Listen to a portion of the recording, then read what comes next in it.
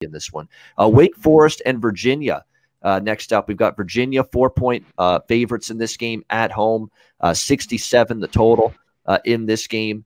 High total, but very, very difficult for me to look at anything but an over, as long as the weather is going to be at least decent. As long as we don't have any wind, we don't have any kind of torrential downpour in Charlottesville, on Friday night for this ACC clash.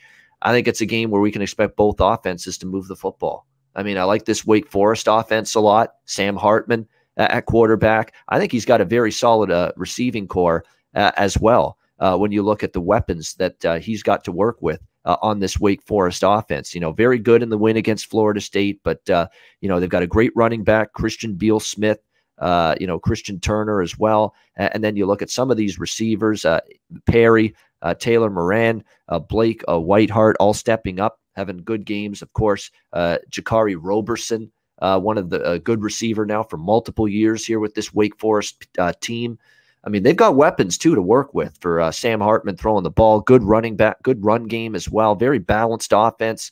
And they put up 42, 41, and 35 points in their first 3 games. And I think what we're finding out from Virginia is if you get any sort of team capable of throwing the football, and in theory, Sam Hartman should be able to do that here for Wake Forest, they're going to have a tough time with that secondary.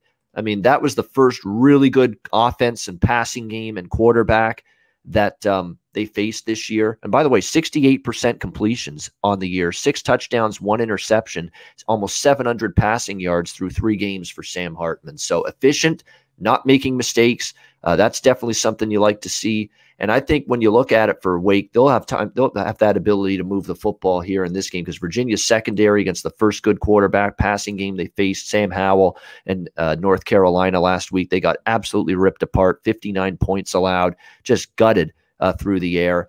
That could be trouble against this up-tempo Wake Forest offense. However, let's tip our cap to Brennan Armstrong for Virginia. Their quarterback has been really good throwing the football this year as well. And when you look at Wake and what they've faced so far, they faced a Florida State team that's completely out of sorts. And Florida State's supposed to be pretty good offensively with Jordan Travis and Mackenzie Milton, their 2 quarterbacks, but they didn't do anything against Jacksonville State in that loss. And the 14 points against Wake kind of looks like a carryover where the offense is just out of sync. Their offensive line's disastrous. So it looks on paper like Wake's defense, wow, great win, great performance against Florida State. This could be a much improved defense. I think they are better defensively, but I don't think they're going to shut down Virginia completely. I mean, this is a very good passing attack. He's thrown the ball extremely well. I'm impressed with how much more speed and playmaking ability this team, I'm talking Virginia, how much more of it they have at the wide receiver position. I mean, they got guys that can flat out catch the football and make plays in the open field. I mean, more than I've seen out of a Virginia team in recent memory. So rather than look at a side in this game, I guess in a game where I expect both offenses to have success, I would lean underdog. It could be one of those games where it's back and forth, and maybe the last team with the ball wins. But I think there's offensive success here for both of these teams in this game on Friday night. You could argue that the total is up there. Last year, it was 40-23. In favor of Wake Forest, but a little misleading in that Wake Forest only outgained Virginia by 63 yards. There were some turnovers that worked against Virginia in that game, but you got 63 points. You're going to need a lot. I was kind of hoping the total was slightly lower than the 67 that we're seeing here. But that being said, I still think I would go in at some kind of bet at least, even if it's just a small one, over 67, because I think it's a game both offenses could match up pretty well. What do you think here, Conor Mack? ACC action on Friday night. Yeah, I was hoping this total, wasn't going to be this high at 67. I just wouldn't feel great taking an under in this one. That defense I watched from Virginia was just horrible. I guess everything looked too good in that Virginia had beat North Carolina 5 times. They spread everything you looked at.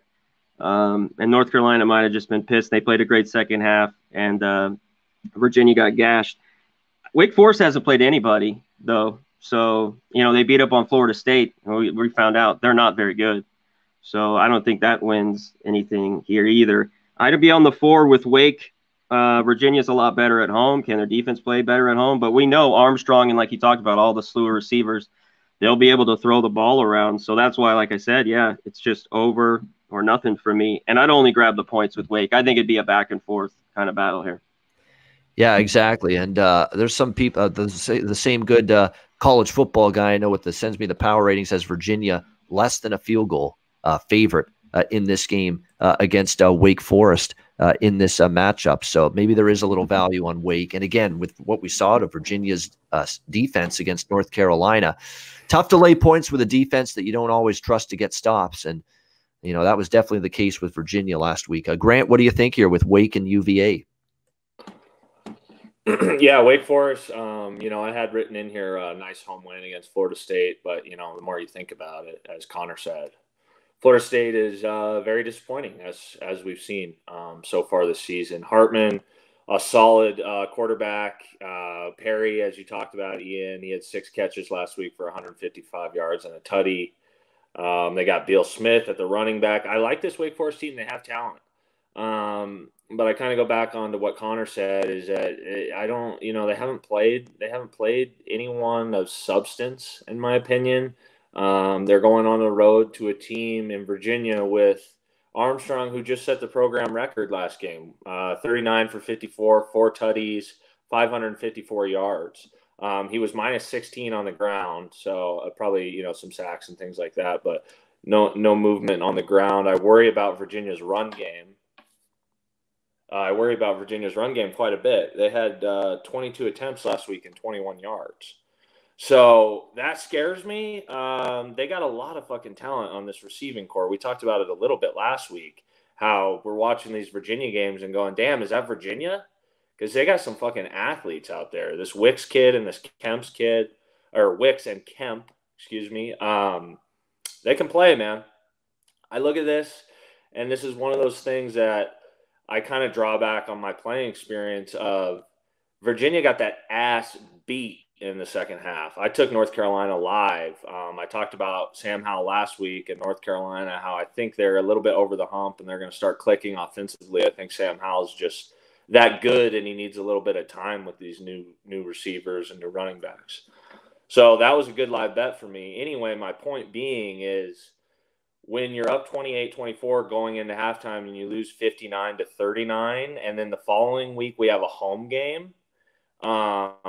Virginia has a home game. I like Virginia, maybe Virginia in the first half. I think just based on emotion, they're going to come out pissed off, and it'll be a hard week of practice with a lot of details, especially in the secondary. Jesus Christ. They got to clean quite a bit up there. So the 67 doesn't scare me as much, but you know, it is a decent amount of points. I see points being scored in this game. So I lean with the over, and I'll look at that Virginia maybe first half, maybe a money line or maybe -2, depending on where that would hang around. Yeah, and you know what they need too? They need a lot more balance in their offense, Virginia. I mean, it's been almost exclusively through the pass. They're averaging 438 passing yards per game, and they're only averaging 120 rushing yards per game. That's going to catch up. Yeah. Yeah. They do. They need more balance. You just can't be one-dimensional, and eventually you're gonna pay the price for that. And look, they were trailing big time against North Carolina, so that was something to that. But even in the Illinois game, you know, they threw the ball a lot more than they ran it, and trouble running the football consistently in that game too. So, but at the same point in time, you know, if you're not having any success running the football, you're going to throw more, and that's going to help the over. So that's another reason why I think you're going to end up seeing some points scored here with Wake Forest and Virginia.